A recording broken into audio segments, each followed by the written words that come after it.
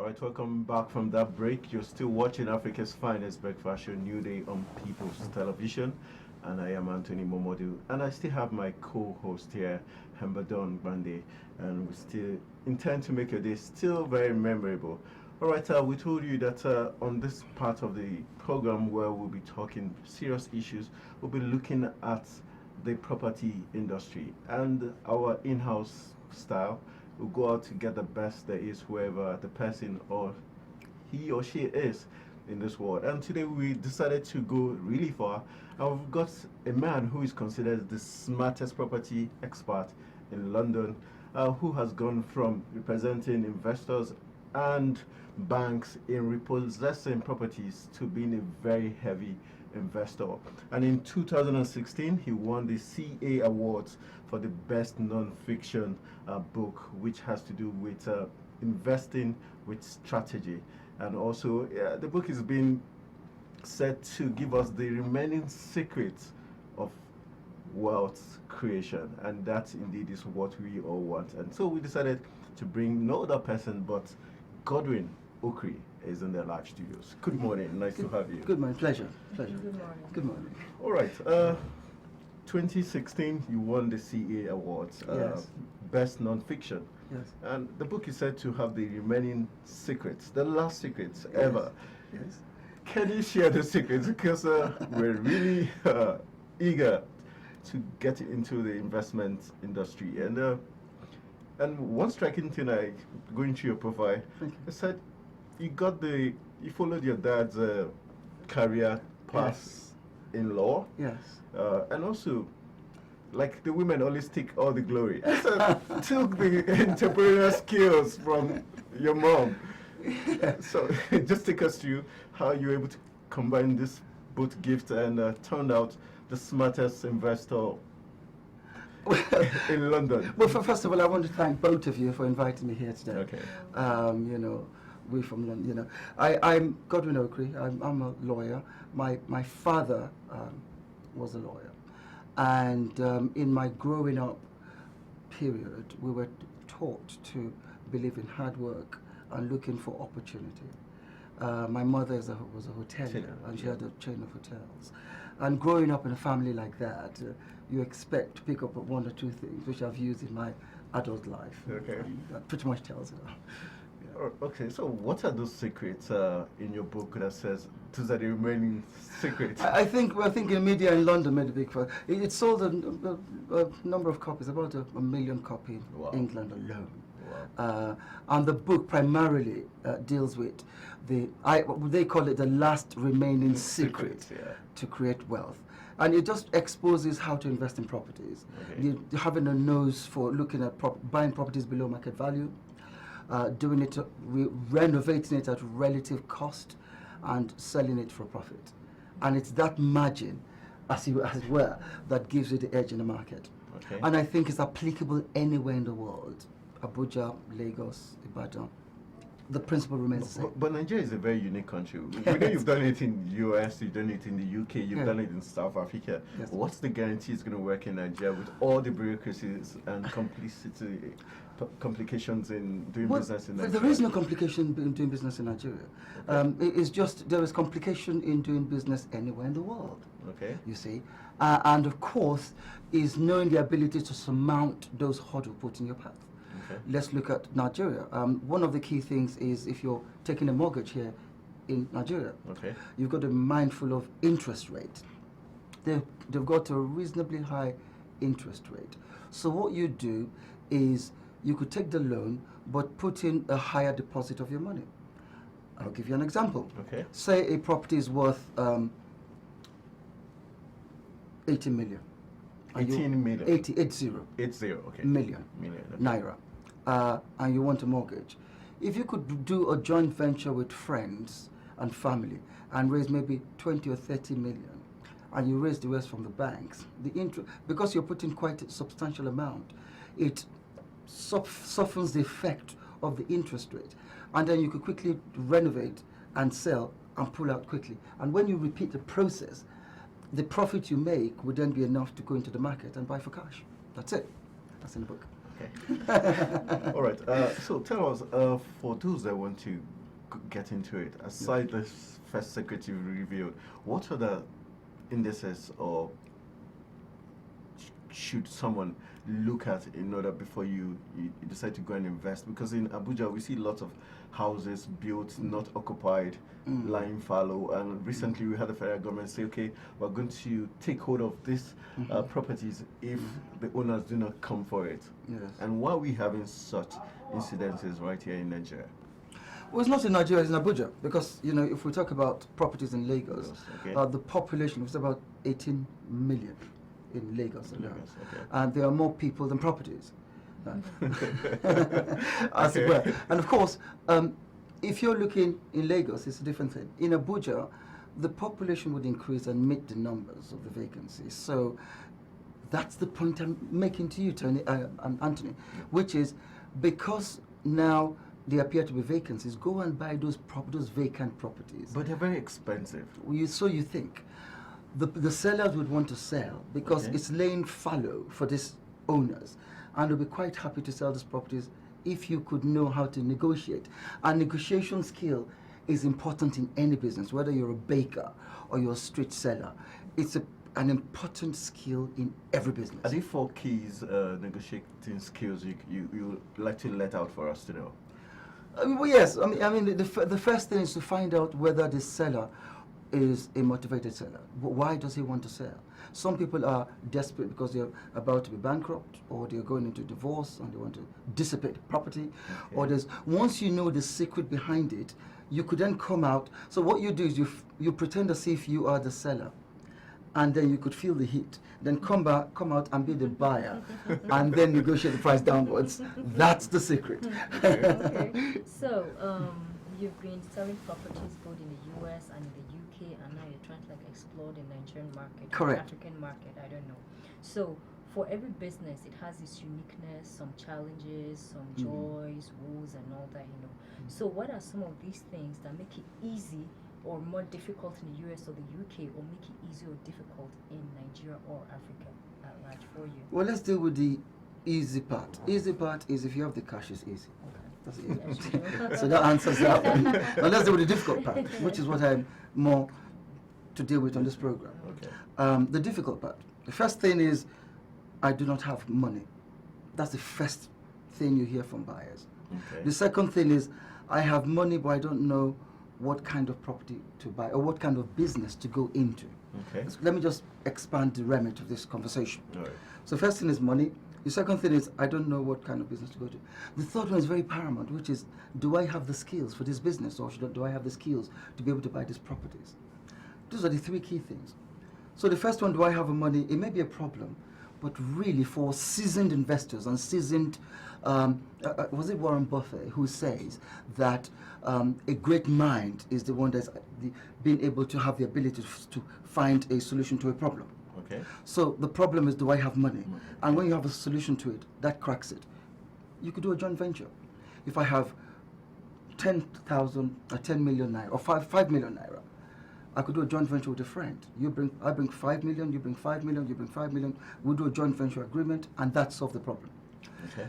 Another way is you could go to the bank and say, look, I want a loan for a short term, and therefore I'm going to argue that your interest rate is high because I'm only asking it for a short period. So it's the ability to have advocacy skills, to try and, it's an argument skills, really, to sell the idea to the asset manager of the bank and get good interest rate. It's just been ability to do that. So that's the money part. Where can I invest? Well, Lagos is a great place. Abuja is a fantastic place. I've just bought a place here in Agbo. The roads to get to the place it's a bit dusty. But I know that in time, it will be tarred. So guess what I did? I went to the seller. I go, this place is dusty. I've come from overseas. What am I doing here? And he said, really? Well, okay, well, I'll sell it because of you, I'll sell it. And of course, I bought it for cheap. It's the way to do it. Okay. Is that the Nigerian skill in play? As I said to you, Anthony, it's a skill that's applicable anywhere in the world because Nigeria is part of a global village. We're not an isolated country. So that's the, and then the last one, of course, is do I have the skills? Okay.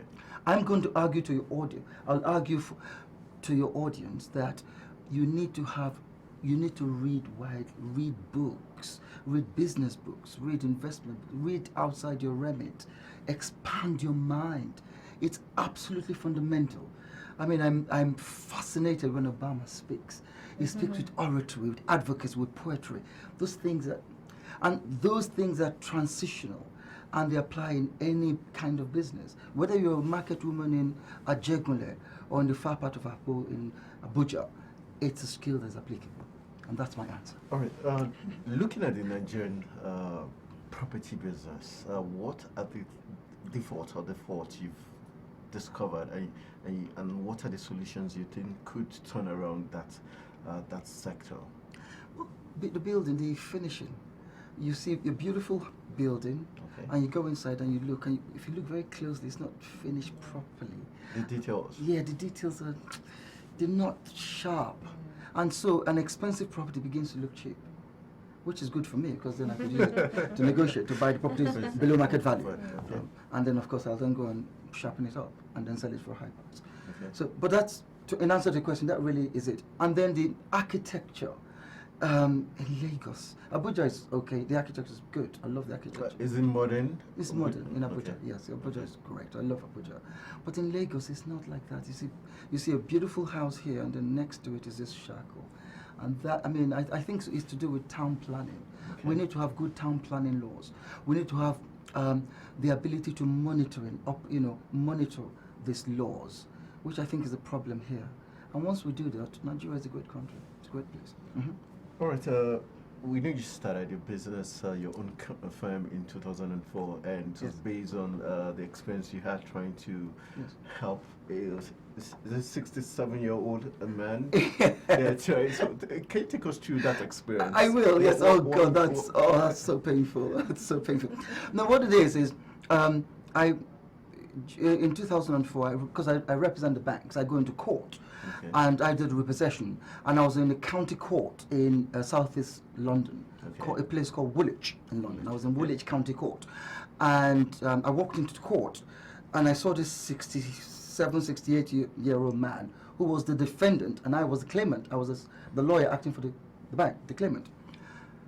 And he walked up to me and said, you Mr. Okri? I said, yes, of course, I'm here. Are you the defendant? He said, yes. I said, oh, brilliant, I'm here to repossess the property. And he broke down and told me his story, that he took a mortgage with a very high interest rate. He was ill-advised. Can you believe that? And he couldn't pay up, he couldn't meet up the mortgage. And as a result of that, the property is here to be repossessed. Of course, we repossessed the property, but I had a bad feeling. I didn't like it. He was 68-year-old. How is he going to bounce back? And that changed my mind. That changed my whole career prospect. I said I would no longer act for the bank. I would act for the weak part of society and bring them back to where they are.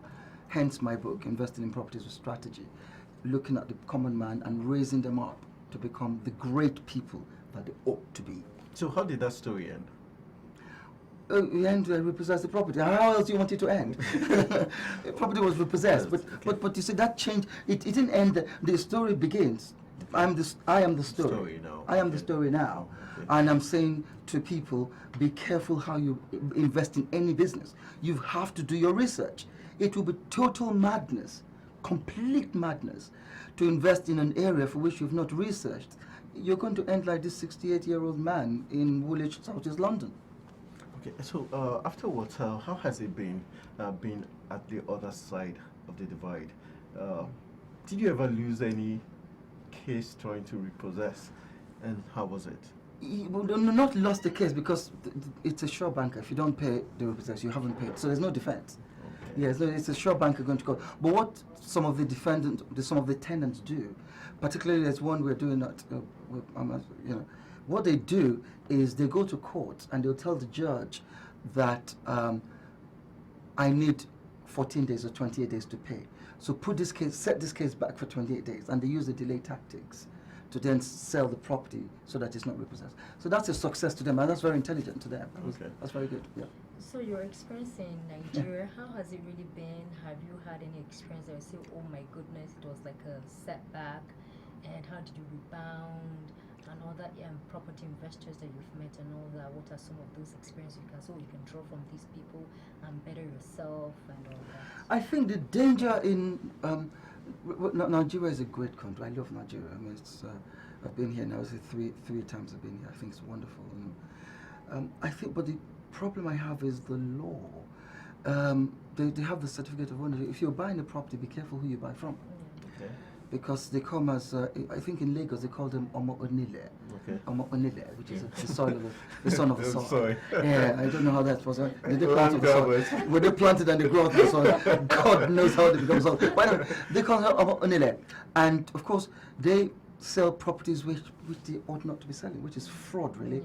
So it's not happened to me or my clients, but I've heard the story. So my argument is the government ought to tighten up, make it, as they do in England, have a land registry system where you sit in your hacienda, in your home, you go on your computer, check the land registry and see who the ownership is. It has to be paperless, a paperless sale. You don't have to flog paper around, and make it more computerized, centralized across the nation. We can do it. And when you do that, it generates business, because business has been held back by not having these fundamentals in place. When we have that, Nigeria will fly. It's a great country, I must say. All right, looking at giving back to the society or helping those already in the investment sector, what would you be bringing to the table? So that they could know that, okay, this is the difference. These are some of the secrets. And your book talks about the sciences of investing. Yes. Can you give us a little?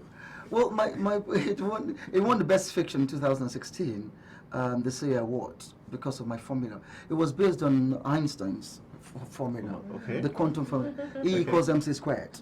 And E equals mc squared is a fundamental principle in physics that could be applied in the marketplace in Badagry or in Ajegunle or in Akbo.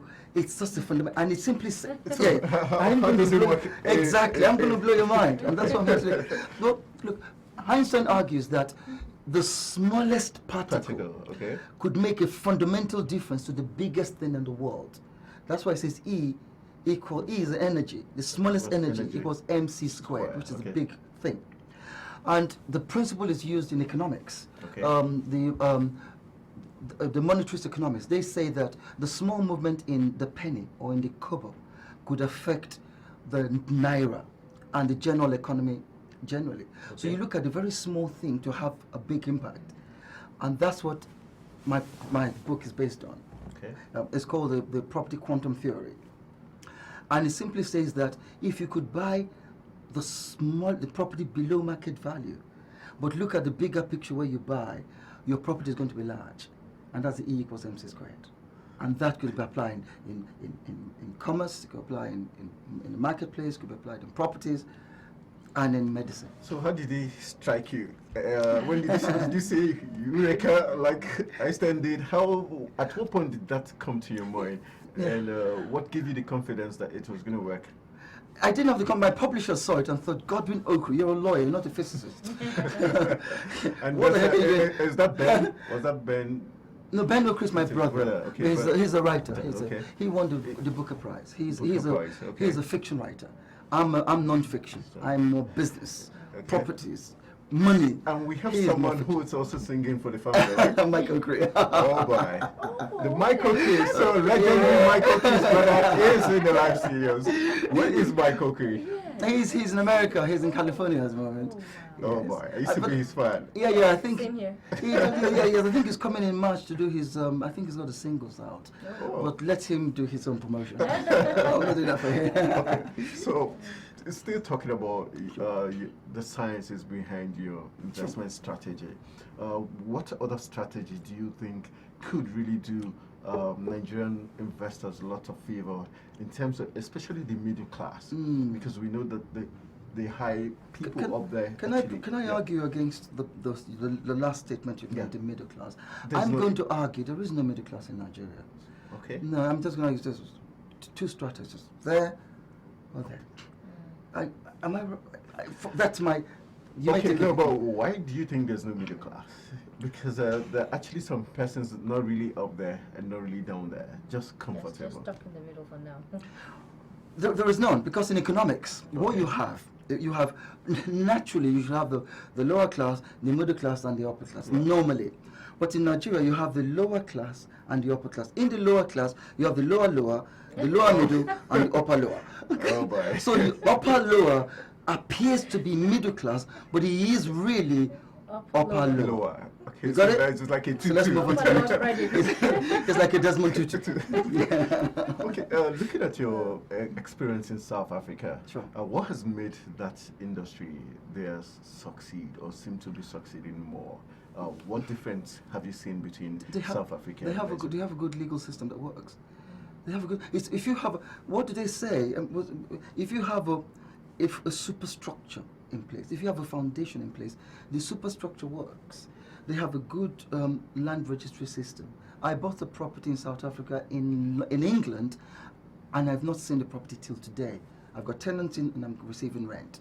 Why? Because I could rely on the judicial system. If the estate agent has made a misrepresentation, in law, misrepresentation is making a statement which is not true, that has led into a contract. Yep. If it comes out that the estate agent made a misrepresentation, I have the belief in their legal system to bring an action in contract against him. I'm not sure I'll be able to do that here in Nigeria. So if we have a good legal system that is operational successfully, with and you could have a land registry system in place, Nigeria would fly. That's the difference I see. Legal system. Okay, so what South Africa, US, UK, Correct. Nigeria, which of them is more smooth sailing for you when you talk of the legal system? All the process you have to go through to get property and sell. Which one is more smooth sailing for you? England. Okay, why? England, because it's the market I know best. All right. So, what would you say is your strongest point in this business you're into? I'm a people's person. I love comedy. I present arguments in court, and the judge literally laughs on serious matters. It's amazing. Can you give us an example and how it turned the tide for you? I presented an argument in court, and the argument was so rubbish. It was a ridiculous argument. What was it about? I'm not going to tell you. I'm not going to tell you. And the judge said, the moment he says, Mr. Okri, in my mind I'm thinking, yes, I think I'm in trouble today. He says, Mr. Okri, if I may descend into the vernacular, I would say your case is very dodgy. And the whole court was just in laughter, That's it. All right. So, what's really key in investing in properties? How key it is? Is it to invest in property of all other sectors to invest in? What makes property more selling? I think to your listeners, those out there, if you're keen in creating wealth, if you have a desire to pull your family up from the bootstrings and bring them up to the supposedly middle class that we think exists in Nigeria, property is it. So in answer to your question, if you're looking to create wealth, look at properties. It's the fastest way in wealth creation. Even when your salary, for instance, your salary is below 100,000. How do you go about? Even if you have no money, you could buy properties with no monies down. How possible? Oh wait, it's in my book. It's there. You could buy properties without a single naira and kobo. It's called buying with no monies down. Can you give us? I know we have to read the book, but you got to read it. Is it realistic to buy properties without money? It might be Lawfully. possible in UK. Yeah. Is it possible in Nigeria? What did I just say to you? I've said a principle is not a principle unless it's generally applicable. Okay. Yeah, you can't say if you throw something up in Nigeria, what will happen to that object? It's going to drop. Well, if I go to in England, if I throw it up, what happens? It's a general principle of physics, of velocity. Right. So a principle is not a principle unless it's generally applicable. And buying properties with no money is down is a principle. So if it applies in America, it applies in Nigeria, it applies in England. If it applies in England, for it to be generally applicable, it must apply in Nigeria. All right, let's look at the issue of the judiciary not being very trustworthy for you to do business. Which other arm of government is very necessary for investors when you want to do into investing in properties with strategy? Which other arm of government is very key for you? I think the central bank should look at, the central bank need to really play with interest rate. Just as in the Bank of England, for example, the base rate in the Bank of England, right now is 0.25, which is the lowest it's been for many years. Okay, so you've got to bring interest rate down for business to flourish. You cannot say, I want to bring business to Nigeria, and you're putting object in their path. It's very difficult to surmount those things. You see, so they need to be very realistic. Interest rate in Nigeria is mad. It's absolutely ridiculous. You are putting an object in the path. But why do you think it's like that? High interest rates. Why is it always the case in Nigeria? I'm not entirely sure. Taking into fact that the Nigerian government is saying we want to promote business. Okay. You're saying I The want to ease of promote doing business in business. one hand, and you're stopping red tape on the other. It doesn't make sense. Someone has to wake up from their slumber, and it's so easy. I don't know what's going on. I don't know what's going on. Someone has to wake up and say, this is nonsense. We need to. And my hotel where I am at the moment, every single hotel I go in Abuja, you see CNN. They talk about economics. They talk about business. And they could see it and they could hear it. And they're not doing it. And it's simple. I'm not an economist, by the way. I may sound economic. No, but I'm not an economist. Some of the people in government are economists, and they're not applying basic economic principle. If you fiddle the interest rate, it affects it's E equals MC squared. E equals MC squared. The small movement in interest rate creates a big movement in business. It is that simple.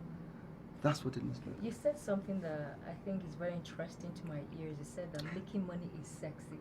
Now, I've not heard somebody juxtapose sexy and money. So please shed more light. Well, God will know Chris first. I told you. Broken the record. Yeah. Well, I was interviewed by someone in London, I think one of the magazines, and I said it flippantly, and they made it big in England. I said making money is sexy. It's sexy because when you're rich, you have a certain swagger. There is a swagger. Oh, I'm feeling it already. Male or female, you feel, hey, what's going on now? Hey, yeah. It is, Okay, and okay. it creates. And if you have money, open doors. I think the great book once say that money answers all things. That's what one of the great book says. Yeah, really. All right, so take us to your daughter in 2008, right? Was that right? Yeah, that's right. Yes. Natalie Okri came out second tops as Britain's Got Talent. Yes. Take us to family lines a little bit. Natalie Okri is my daughter, and she's a singer. And she took part in this competition called Britain's Got Talent. Yeah. I think Simon Cowell. He did X Factor. Yes. And the other, what's the other one? Nigerian. Is it sing or something? Yes. Nigeria can sing or something. There's one of those. Yes. Talent hunt. That's the equivalent in Britain. In Britain, yeah. And Natalie Okri came third, and she wants to be a singer. So it runs in the family. All right. Congrats to her. Let's just go back a little bit in investments. For you, what do you intend to do coming back home now that you think is going to attract people into probably following your formula and also creating an industry of new breed of investors who are going to teach to invest strategically? Does the Nigerian political space, especially looking at 2018 being a pre-election year, yes. how important is this year towards investment? It's very important because if people are able to create wealth, because once you have there'll be lots of money flying around this year. Anthony, when you have economic power, you have political power. Remember that.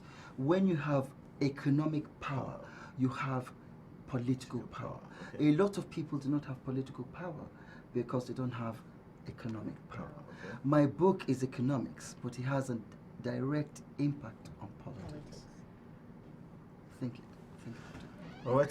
So just before we wrap up, you've not answered the other part of the question. What you'll be bringing back for the young emerging leaders in Nigeria, because we know this coming election is definitely going to trap new leaders, and I'm looking at what do you intend to tell these emerging leaders towards investing in property, and also for those without money that they can truly invest without a cover. What's Well, for the second part of your question, how to invest with no money is down, we'll leave that for another program for another day. If you I was want trying to see if I could get you unveil that So I'll stuff deal with in the first book. question. But just very quickly, because of your time, deal with the first question in terms of the impact for the new government in 2018. As I say, if you have economic power, you have political power. For those who are going to be in government, they really need to see how they could create the facility that business needs in Nigeria. They have to bring business into Nigeria. And what they have to do is so elementary, you would not even believe it. Deal with the interest rate, Okay. bring down the interest rate, and strengthen the judicial system. Centralized the judicial system. Make it computerized, centralized, and make sure there's an enforceability of the judicial. Because once you could enforce, and you have a contract. If a contract is broken, I could believe in the courts to get this, and that gives confidence to business people. Those are two fundamentals.